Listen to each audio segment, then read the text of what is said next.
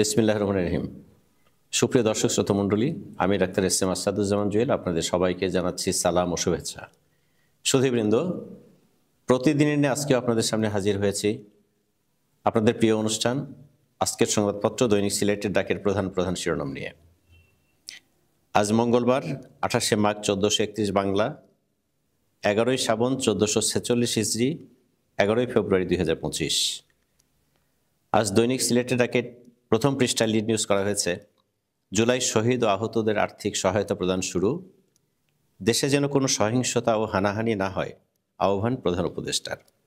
এতে বলা হয়, প্রধান উপদেষ্টা অধ্যাপক মোহাম্মদ ইউনূস জুলাই শহীদ পরিবার ও জুলাই যোদ্ধাদের উদ্দেশ্যে বলেন, দেশে যেন কোনো সহিংসতা হানাহানি না হয় সেদিকে সজাগ দৃষ্টি রাখতে হবে।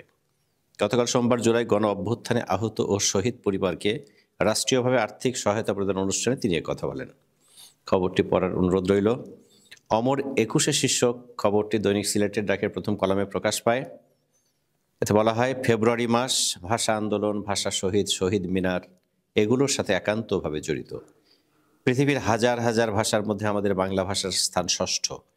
বিশ্বের সকল জাতিসত্তার ভাষার মধ্যে বাংলাদেশি ও বাংলা ভাষী জাতি হিসেবে আমরা একক ও অনন্য গৌরবের অধিকারী। এক সপ্তাহের মধ্যেই দেশের তেলের বাজার অস্থিরতা কেটে যাবে বলেছেন বাণিজ্য উপদেষ্টা। এক সপ্তাহের মধ্যেই দেশের তেলের বাজারের অস্থিরতা কেটে যাবে বলে মন্তব্য করেছেন বাণিজ্য, বস্ত্র ও পাট মন্ত্রণালয়ের উপদেষ্টা শেখ বশিরউদ্দিন। তিনি জানান, সিন্ডিকেট সরকারের চেয়ে বড় নয়, সিন্ডিকেটের বিরুদ্ধে ব্যবস্থা নিতে সরকার কাজ করছে। অধ্যাপক ইউনূসের সঙ্গে বৈঠক শেষে মির্জা ফখরুল, সাম্প্রতিক ঘটনাগুলোর দায় সরকার এড়াতে পারে না। ডিসেম্বরের মধ্যে নির্বাচন করতে সরকার কাজ করছে। বিএনপির মহাসচিব মির্জা ফখরুল ইসলাম আলমগীর বলেছেন, দেশে আইন শৃঙ্খলা পরিস্থিতির অবনতি হয়েছে, সাম্প্রতিক ঘটনাগুলোর দায় সরকার এড়াতে পারে না। গতকাল সোমবার রাত 8:45টায় রাষ্ট্রীয় অতিথি ভবন যমুনায় অন্তর্বর্তী সরকারের প্রধান উপদেষ্টা অধ্যাপক মোহাম্মদ ইউনূসের সঙ্গে সাক্ষাৎ শেষে মির্জা ফখরুল কথা বলেন। মির্জা ফখরুল বলেন, বিএনপির স্থায়ী কমিটির সভায় সিদ্ধান্ত হয়েছিল যে সার্বিক বিষয় দলের উদ্বেগের বিষয়গুলো প্রধান উপদেষ্টার কাছে তুলে ধরা হবে। একটি দায়িত্বশীল রাজনৈতিক দল হিসেবে এটা বিএনপির দায়িত্ব। খবরটি পড়ার অনুরোধ রইল। এছাড়াও রয়েছে রোগীদের কণ্ঠস্বর শীর্ষক ব্যতিক্রমী অনুষ্ঠানে ডাক্তার আনিসুর রহমান। উচ্চ রক্তচাপ নিয়ন্ত্রণে নিয়মিত ওষুধ গ্রহণ এবং স্বাস্থ্যকর জীবনযাত্রা বজায় রাখার বিকল্প নেই। পেশেন্টস ভয়েস অর্থাৎ রোগীদের কণ্ঠস্বর নামে গতকাল সোমবার এক ব্যতিক্রমী অনুষ্ঠানের আয়োজন করল সিলেট সিভিল সার্জন অফিস। অনুষ্ঠানে রোগীদের পাশাপাশি স্বাস্থ্য খাতের বিভিন্ন পর্যায়ের কর্মকর্তা, বাংলাদেশ হাইপারটেনশন কন্ট্রোল ইনিশিয়েটিভের কর্মকর্তা, সাংবাদিকেরা অংশ নেন। কমিউনিটি ক্লিনিকগুলোতে রোগীদের সেবা গ্রহণের অভিজ্ঞতা এবং অসংক্রামক রোগ প্রতিরোধে সুস্থ জীবনাচরণ বিষয়ক মত বিনিময় সভার শিরোনাম ছিল পেশেন্টস ভয়েস।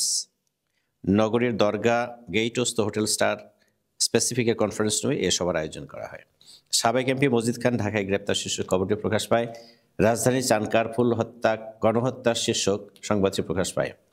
সিলেটে কর্মস্থলে 16 দিন ধরে অনুপস্থিত এডিশনাল এসপি আক্তার।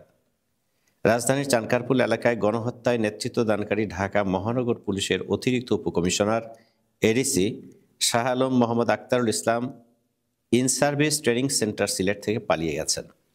কাউকে না জানিয়ে গত 16 দিন ধরে তিনি কর্মস্থলে অনুপস্থিত রয়েছেন। সিলেট জেলা মহানগর বিএনপির সংবাদ সম্মেলন, অস্ত্রধারীদের গ্রেপ্তার করে জননিরাপত্তা নিশ্চিতের দাবি। অপারেশন ডেভিল হান্টের মাধ্যমে অস্ত্রধারীদের গ্রেপ্তার করে সিলেটবাসীর নিরাপত্তা নিশ্চিতের দাবি জানিয়েছে সিলেট জেলা ও মহানগর বিএনপি। গতকাল সোমবার বিকেলে সিলেটের একটি অভিজাত রেস্টুরেন্টে চলমান পরিস্থিতি নিয়ে আয়োজিত সংবাদ সম্মেলনে নেতৃবৃন্দ এ দাবি জানান।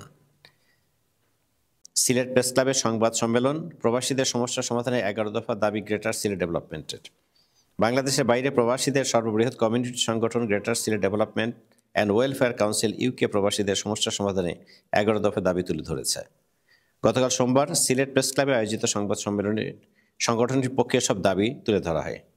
এতে লিখিত বক্তব্য পাঠ করেন জিএসসির চিফ চ্যারিটি কোঅর্ডিনেটর মঞ্চব আলী জেপি।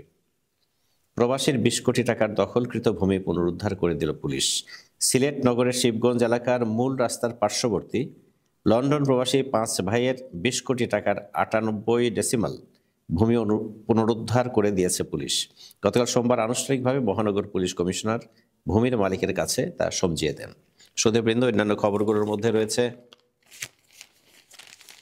শহীদ জিয়ার খালকাটা কর্মসূচির মাধ্যমে কৃষিতে বিপ্লব ঘটেছিল বলেছেন ইমদাদ হোসেন চৌধুরী।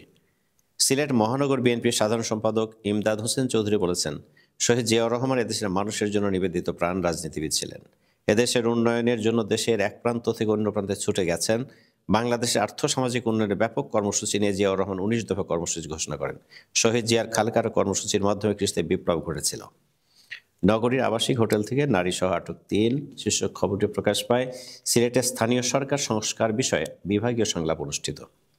সিলেটে গণতান্ত্রিক বিকেন্দ্রীকরণ ও জন আকাঙ্ক্ষার আলোকে স্থানীয় সরকার সংস্কার শীর্ষক বিভাগীয় সংলাপ অনুষ্ঠিত হয়েছে। গতকাল সোমবার সকালে সিলেটের একটি অভিজাত হোটেলে এই সংলাপ অনুষ্ঠিত হয়। র্যাবের অভিযানে 3 জন আটক শিশু খবরটিও প্রকাশ পায়। কোকো স্মৃতি ফুটবল টুর্নামেন্টের সিলেট পর্ব আজ। সিলেট মাতাবেন জাতীয় দলের বর্তমান সাবেক খেলোয়াড়রা। আরাফাত রহমান কোকো স্মৃতি ফুটবল টুর্নামেন্টের সিলেট পর্বে খেলা আজ মঙ্গলবার বেলা 2টায় নগরীর উপশহর পয়েন্টস্থ সিলেট ক্রীড়া কমপ্লেক্সে অনুষ্ঠিত হবে। লিডিং ইউনিভার্সিটির প্রফেসর ডক্টর মোহাম্মদ কামরুজ্জামান ভূঁইয়ার যোগদান শীর্ষক খবরটি প্রকাশ পায়। বাংলাদেশ কৃষি বিশ্ববিদ্যালয়ের শিক্ষক professor doctor Mohammad Kamruzzaman Bhuiyan leading ইউনিভার্সিটির কম্পিউটার সায়েন্স অ্যান্ড ইঞ্জিনিয়ার বিভাগে যোগদান করেছেন। সিলেটে দি ন্যাশনালিস্ট সার্কেল নামে নতুন থিঙ্ক ট্যাঙ্কের যাত্রা শুরু। সিলেটে দি ন্যাশনালিস্ট সার্কেল নামে একটি নতুন থিঙ্ক ট্যাঙ্ক আনুষ্ঠানিকভাবে যাত্রা শুরু করেছে।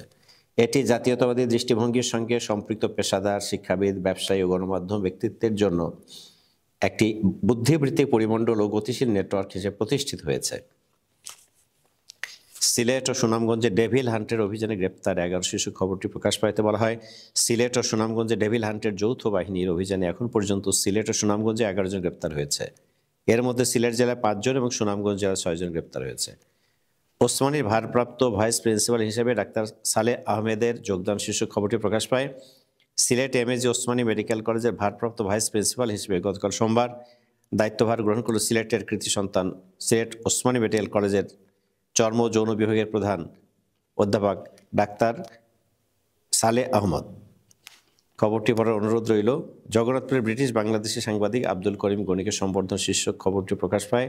বলা হয়, জগন্নাথপুরের ব্রিটিশ বাংলাদেশি হুজ হু সাপ্তাহিক, বাংলা মিরর ও অনলাইন পোর্টাল সিলেট মিররের সম্পাদক এবং জগন্নাথপুর 24.com-এর উপদেষ্টা আব্দুল করিম গণিকে সম্বর্ধনা প্রদান করা হয়েছে। এছাড়া অন্যান্য খবরগুলোর মধ্যে রয়েছে বিশ্বম্ভরপুরে আলোচিত ফালান হত্যা মামলায় 3 জনের যাবজ্জীবন কারাদণ্ড। সুনামগঞ্জের বিশ্বম্ভরপুর উপজেলার পলাশে আলোচিত আব্দুল জলিল ওরফে ফালান হত্যা মামলায় অভিযুক্ত 3 জনকে যাবজ্জীবন কারাদণ্ড দিয়েছে আদালত। ঢাকা সিলেট মহাসড়কে ট্রাক পিকআপ সংঘর্ষ, নিহত 1, আহত 10। ঢাকা সিলেট মহাসড়কের নবীগঞ্জ উপজেলার বড়চর এলাকায় দুর্ঘটনায় 1 জন নিহত ও 10 জন আহত হয়েছেন। সুধীবৃন্দ, এই ছিল আজকে দৈনিক সিলেটের ডাকের প্রধান শিরোনাম। তবে বিস্তারিত জানার জন্য ভিজিট করুন www.sileterdak.com.bd। অনুষ্ঠানের শেষ পর্যায়ে আমরা পৌঁছে গেছি। যাবার আগে আবারও আপনাদের সবাইকে জানাচ্ছি সালাম ও শুভেচ্ছা। সে পর্যন্ত সবাই ভালো থাকুন, সুস্থ থাকুন। আল্লাহ হাফিজ।